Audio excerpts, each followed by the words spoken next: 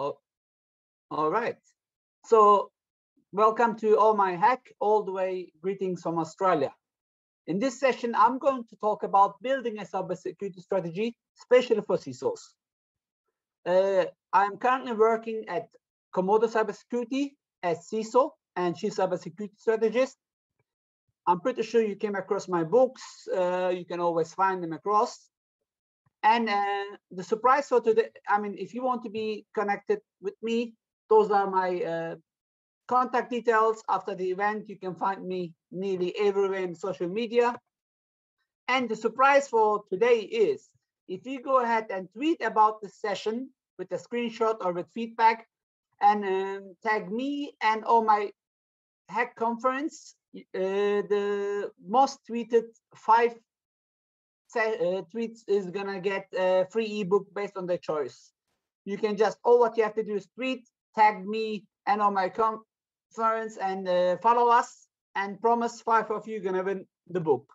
All right, what is the agenda for today's talk? For me, it's already late. We all know there's 2 types of organizations. The ones they know they've been hacked and the ones they don't.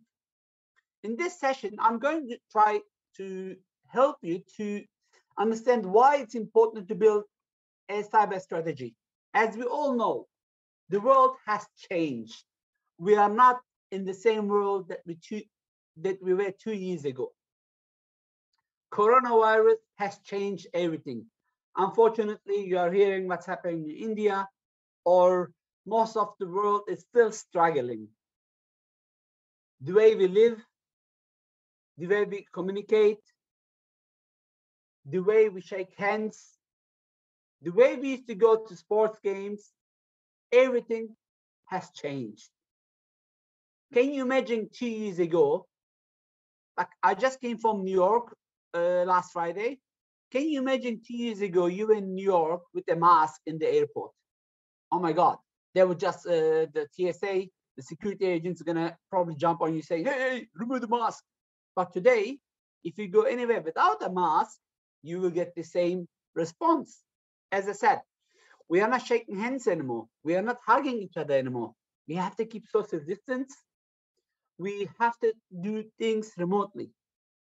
This applies for work as well as attending conferences. One more thing has changed, the way that we get hacked, especially in the banking industry. Banks used to get hacked or robbed through, remember, many years ago, money used to transfer by horses. The thieves used to stop the cars, the horses, to steal the money. Then I think it was 1931 when the first armed bank robbery happened in Europe, in Germany. Today, why should I buy a gun? Why should I risk myself going to a physical branch to steal $3,000? Because most of the branch, they don't have lots of money anymore. Instead, hackers are creating malware. They use the reverse methods to reach out to the banks or to any other organization, hack and steal the money. So why do we need to have a cyber strategy or cybersecurity strategy? You were attending this wonderful session. You saw the technical details, right? Like what the heck exchange again, or you saw how DDoS attacks happens, or you saw the technical side of the sessions. And this is more compiling or adding into those sessions. You as a cybersecurity manager, as a CISO, or even as a red teamer, why you need to understand. As we all know, the threat landscape has changed a lot. When we look in the details, there is every 9 seconds a cyber incidents happening. There is no country in the world at the moment who didn't, unfortunately, taste the pain of hack. Doesn't matter if you're in a big and rich country such as Australia, or you could be in a poor country. Regardless where you are, unfortunately, hacking is happening. Those are some statistics. where hack happens mostly, and there are some other statistics how those hacks happening. But we all know most of the hacks that are happening either via phishing or via vulnerabilities or some 0 days. This can be categorized in many different aspects, but when you look at the attack vectors, unfortunately, based on published reports such as Verizon Data Breach Report or such as Komodo Threat Intelligence Report, we will see that even though the pattern changes, the main reason is still not changing. Ransomware is still on rise, or I call it cash collectors. As I said in the beginning of the sessions, there is two types of organizations. One, they know they've been hacked. Two, they don't. Going forward, there's going to be two types of organizations. One, they implement the right cybersecurity strategy and hire the right talent and hopefully stay secure. Two, they don't. Regardless where you work, how big your cybersecurity team is, or whatever your name badge is, you can get hacked. And happened just a few months ago. The Solomon attack, the Solomon's attack. FireEye was hacked, and I truly respect how they, that's why I'm just giving the name, how they responded to the attack. But when we look in the root cause of the attack, it was, based on the CEO. Unfortunately, the company name is hidden within the password. The CEO blamed an intern to have a weak password such as SolarWinds123 without even looking at the mirror. A CEO is number one person who's responsible for cybersecurity, who is responsible to hire the right talents and ensuring there is a cybersecurity strategy. Understanding the business by itself is not enough anymore. Understanding the dynamics by itself is not enough anymore. So, why is cybersecurity important? I think we don't have to talk about that. You all know why it's important. You watch all the sessions, and regardless, as I said, which industry you are, you can get hacked as the attackers keep evolving. There is a beautiful caricature which you can read yourself. The important thing here, what we have to understand is, to stop a hacker, we have to think like a hacker. Okay, how is this going to happen? Honestly, the answer lies in the past.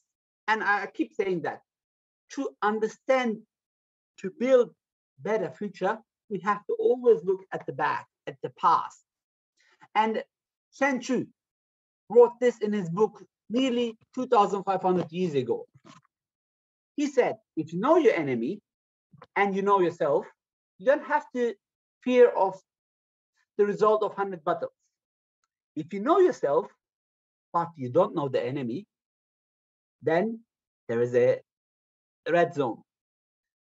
You have to know the enemy, you have to know yourself, and you have to know the attack ground. In other terms, you have to know your assets. With your assets, I mean everything A to Z in your organization. You have to know the technology that you're using. And based on the industry that you are in, you have to have a proper threat intelligence or partners who can help you to be more secure. And this includes your own assets, your team as well. How do the hackers think? Most of the time, they're sophisticated. They always look for an attack vector they can be successful. And in most cases, they look for the weakest link. In other terms, the easiest way to attack. Don't forget, hackers are human as well. They are lazy as we are. They want to, they're focused on their orientation. All what they want is to go in, get what they need, and get out. When we look at the most successful attacks, as I said again, most of the time they leverage known vulnerabilities or misconfiguration attacks, and unfortunately, social engineering attacks. I'm not just saying that. And Komodo is by itself not just saying that. Look at Verizon Data Breach Report. you will see the same thing. One other thing which you have to keep in mind, that noise is the attacker's best friend. They usually try to divert your attention somewhere else, where creating some fake noise to get to their main aim, to main target. And they usually try to identify assumptions that security depends on. You know, it's important to think outside of the box, regardless where you work, regardless what you do. You have to keep one more thing in mind. Hackers are using the same technology that you are using. I mean, they are not living in 2050, or they are not coming from space. They have similar technology. Most of the time, they have better budget than you, but they still have a budget. They have an organizational structure. They are not much smarter than you are, believe or not. I mean, to hack a password, SolarWinds 123, what cybersecurity skills do you need? Company name, 123. Honesty, you don't even need to do a brute force attack. This is probably the first thing that everybody is trying. And end of the day, they perform a job as well. The difference between them and us defenders is the attackers has to find one successful pattern to hack you, where you have to depends on your organization. You have to defend thousands, if not tens of thousands assets, or you have lots of people, or you have lots of partners, or the hackers has to be only successful at one.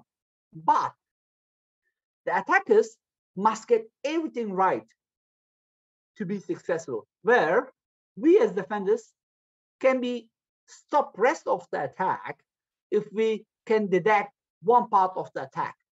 Or most of the time, as I said, most of the attacks still come into your organization through phishing. They run some sort of malware. And we have lots of technical people here. You watch many sessions. If you look at the session's details, there is one important thing. Every malware or every attack vector which enters into the system has some sort of rights. If your defending system can remove that right, then you should be able to be more secure. But let's talk about this in a different way. First of all, we have to practice thinking like an attacker. For every system that you interact, you should have a special glasses that will give you the ability to look from a different aspect on how you can secure it. In other terms, if this is you need to hack, you have to look, if this is what you need to secure, you have to look from a different perspective on saying, how would a hacker hack the system? All right, they will use passwords, they will use, they will try to see if there is any sort of protection, and etc. When it comes to defending, the best thing is, and this is the session topic, to build a cybersecurity strategy. What is a cybersecurity strategy? A cybersecurity strategy is a plan for managing organizational security risk according to a defined risk tolerance. So, regardless how technical you are, if you don't do the basic of a risk management, a risk tolerance, risk acceptance, then you cannot go ahead and protect your organization. One important thing for all of you is that regardless in which industry you are, if you don't understand the business, unfortunately, you cannot protect it. Honestly, look, one of the main sponsors, Standard Chartered Bank, I was just a proud member till 2 weeks ago, which I moved ahead to Komodo. And before Standard Chartered, I never worked for a bank. I was the regional CISO, being based in Dubai. Now I'm back in Australia. And My first 90 days was understanding banking industry, banking technology, because I knew this was the best way to work with teams such as Cezary, who's in Poland, and I know he speaks in this conference a lot, or with my teams in other countries to secure my region. This is just a small example what you need to do as a first step. The goal of your cybersecurity strategy should not be to make security as possible. Instead, you have to have security as necessary. It is really, really important. You know, we always say there is no 100% security. You have to always expect attacks, not accept. So then why do you want to secure everything and anything? Instead, you should put security, of course, you should secure everything and anything, but as much as necessary. It's important to have a tactic, because a strategy without a tactic is usually the slowest route to victory. And again, Sanchu said this nearly 2,500 years ago. I spoke about risk tolerance. So how should be your risk tolerance? You should have a goal, and the goal should be delivered as much as security as needed, as I said a few seconds ago. As needed depends on organization's risk tolerance level. It depends on whatever industry you're in. You have to ensure that your business should not have too many workarounds. I mean, when I used to work at Microsoft before I chartered, I used to go to some organizations where we used to have extremely strict security configuration in a military, for example. Then when we used to do gap assessment, I used to see that, hey, you have this beautiful security system built, but why do you have this port open, or why do you have this service installed, or why do you have this workaround? Oh yeah, it didn't work, and we had to do this to enable that.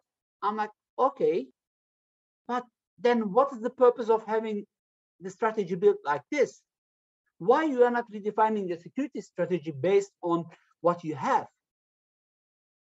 Too little risk tolerance means, unfortunately, a lot of cyber incidents. So what is right for your organization? As I said, you need to develop a cybersecurity strategy, and this cybersecurity strategy should end up with a mix of point solution on an ad hoc basics. Basically, you're increasing complexity and cost of support. Therefore, not optimizing your investment and thinking about both implications. Again, it's really important to understand that cybersecurity often comes last, and is often seen as hindering the business. So what you have to do first is change the business mindset. And organizations, they have talents, they don't understand the business, unfortunately, is not going to have the right cybersecurity strategy. Remember, I said that 2 seconds ago. My first 90 days in the banking industry was trying to understand the banking industry as much as possible. I mean, before that at Microsoft, I was a technology guy. I was in a technology company. Right now, I work at Komodo Cybersecurity as group CISO. Honestly, I don't have to understand the business, but instead, I'm trying to understand the customers, the customer profiles, and what we have internally to give the best as a strategist to our customers, and as a CISO to ensure that we are not becoming another X company who was hacked. Remember a few minutes ago, I said FireEye was also hacked through a third-party supply chain attack. So why not have lesson learned to increase security posture for everything, for everyone? A cybersecurity strategy, again, perfect security is not practical or possible. As I keep repeating myself, a cybersecurity strategy or security should be business risk driven. And when it comes to optimal level, you need to invest. You have to get the board's investment or support that can invest at you to attend conferences like this, for example, to learn the latest attack techniques, or to be part of the capture of the flag attacks, to learn how you can, I mean, this is a great simulation environment which you can learn and take it back to your organization. Instead of learning in real life from real hackers, having simulations like that, it's always a plus. And I keep repeat this regardless of which organization I work. The organizations, they don't invest in their talents, unfortunately, are there to lose. What are the security constructs that you need to define? First of all, a security strategy, as I said again in the beginning, is a plan for managing organizational security risk. It all depends on the defined risk tolerance, which meets your business or organization. Then you have to build a proper security architecture. What will this security architecture providing you? It will have an overview of the recommended architecture, implementation technology, choices to build IT security solutions. Remember, many years ago, the best security solution was to have two firewalls in your organization. But then hackers discovered a way to use just port 80. Or then years ago, people used to think that, hey, I have to be on-prem. Being on-prem will make me more secure. Hackers started to use different attack vectors to reach on-prem targets, client-side attacks, server-side attacks, or if you remember Stacknext, USP drop attacks, social engineering attacks, so you don't have to even be connected. Then people decided, oh, let me move to the cloud. I'm going to be secure. Yes, COVID showed that being in the cloud is necessary. If you didn't complete your digital transformation, then most probably you suffered during COVID, especially during the lockdowns.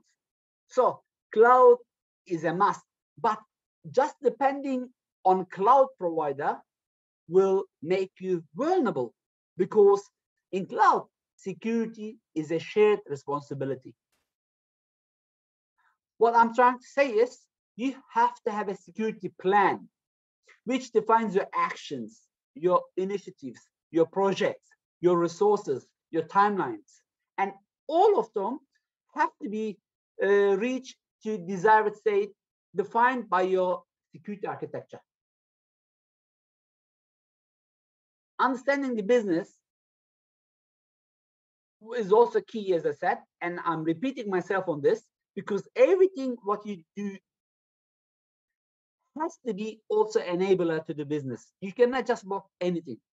You know, the security triangle that you learned in your early days when you start IT. If something is too secure, is most probably less functional or harder to use. If it's too easy to use, is most probably too hard. You know, you have to find the right level. Something has to be secure, as well as easy to use and functional. Blocking everything is not going to be a solution. Allowing everything is definitely not the right way. So once you understand the business, once you know who's after your business, once you know your risks, once you know your potential way of losing your business, basically your CIA, your confidential integrity and availability, once you have a proper risk tolerance, then you will know your crown jewels, you will know your attack vectors, you will understand your threats, you will understand the risk. And this is basically why a proper, so you see the risk equals threat times vulnerability times assets. And in this case, risk is defined as potential loss. So what is a good or future-proof cybersecurity strategy? Once you identify all your key challenges, then you're going to be a step ahead. There is lots of frameworks that you can use.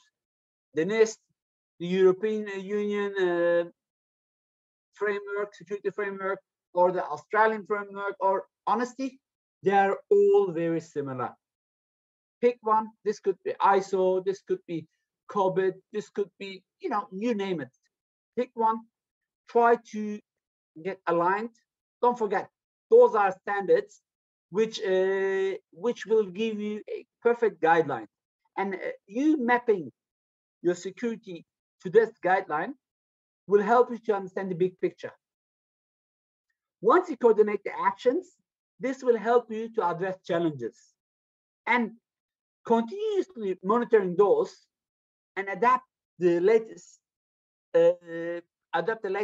defense methodologies will be helping you to get a step ahead. One thing I learned in the field is while I was at Microsoft, that at Microsoft I had the opportunity to visit lots of customers. In 1 week, sometimes I used to see 2-3 customers.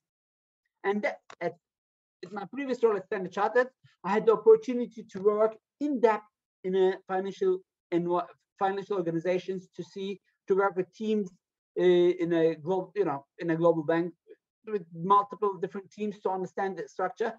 One thing in my previous years, in my professional career, I learned that having too many security solutions is never the solution, or just relying on one vendor is never the right solution. Example, having 50 security solutions means, especially if they're not connected to each other, you have to have 50 different updates of software, 50 different training, 50 different budget, 50, this is all different aspects, which is going to make your focus a bit more, which is going to make your focus, which is going to, oh my God, I cannot speak anymore, which is going to give you difficulties on focusing.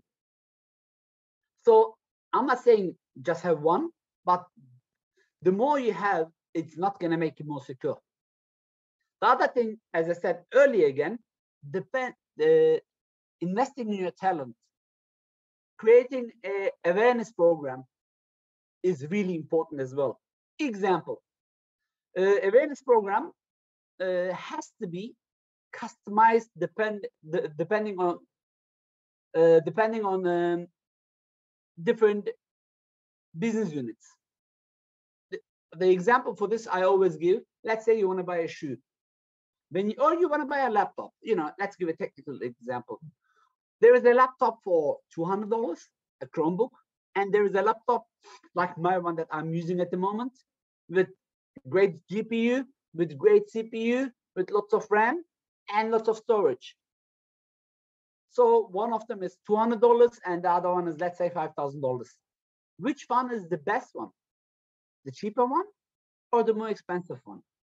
So how are you going to define that? Same thing applies to cybersecurity training or awareness. If you go and talk to your board all about, as Camille, for example, explained in his session this morning, deep technical, the board's going to say, hey, what are you talking about? Or if you go to IT department and you talk to the board, they're going to say, hey, what's happening? So it's your job, doesn't matter where you sit, to align the right language. And look, doesn't matter what you do. You could be a red teamer, or you could be a sysadmin, or you could be a COO or CEO, or just an end user. We are all part of the same team, which is security. Security is everybody's responsibility. So you have to dream and aspire. What do I mean with that? You have to define the aspirational state of security that's mapped into your business objectives and goals.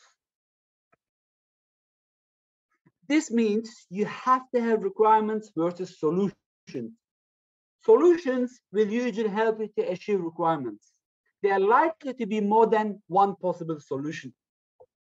Uh, a solution is not always just software. A solution is not just, for example, clustering, or a requirement is not just preventing unauthorized access. You have to combine sometimes. It's like when you need to cook, let's say you open the fridge, you don't have enough ingredients to cook one food. Food from one ingredients.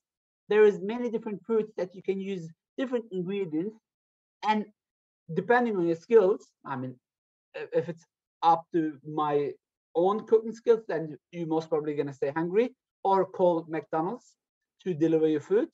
But for a good chef, you can just get a great food with cooking a bit of everything. Now, back to cybersecurity strategy. Once you put all these aspects together, then you can review what you have currently. You can look at what elements are still relevant. Does it still address all the revised security goals? Do you need to add anything? Do you need to remove anything? In other words, PDCA. What do I mean with this? You have to plan. You have to do your plan. You have to act into your plan.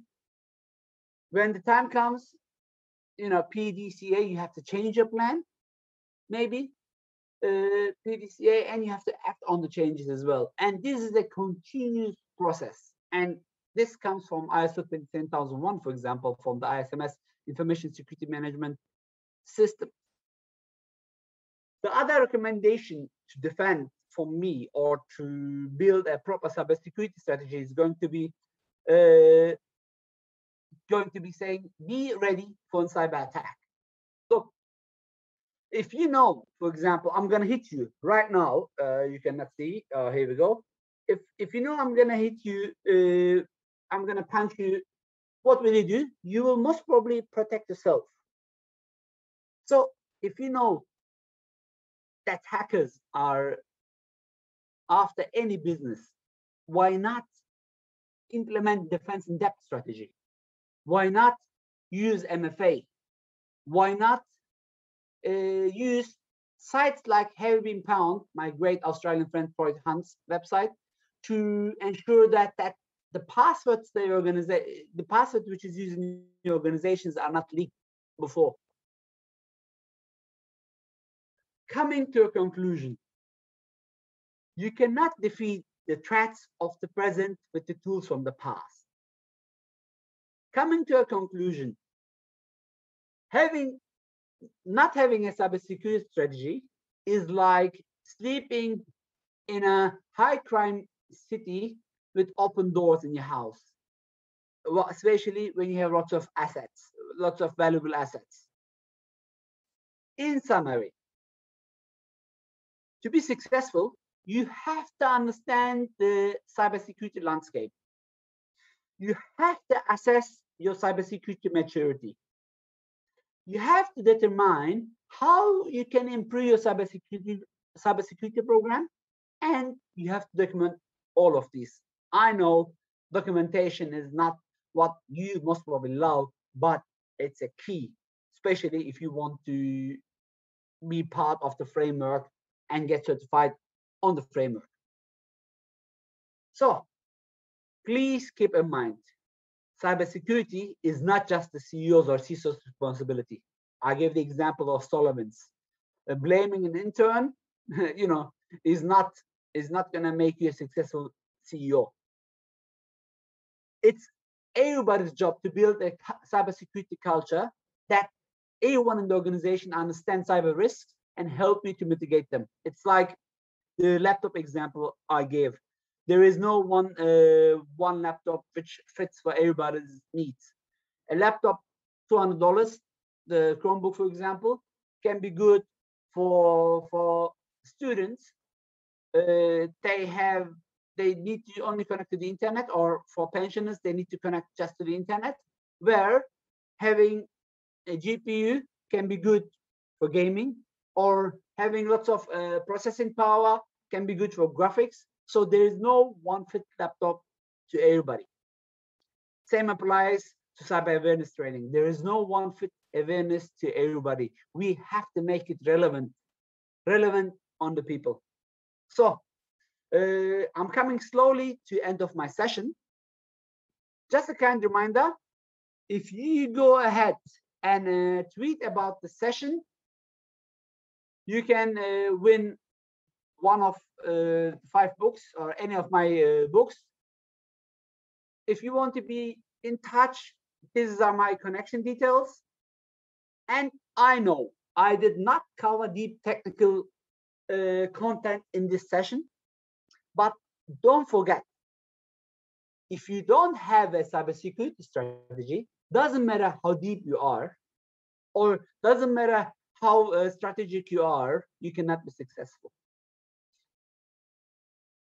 Everything depends on your risk maturity, and it goes hand by hand.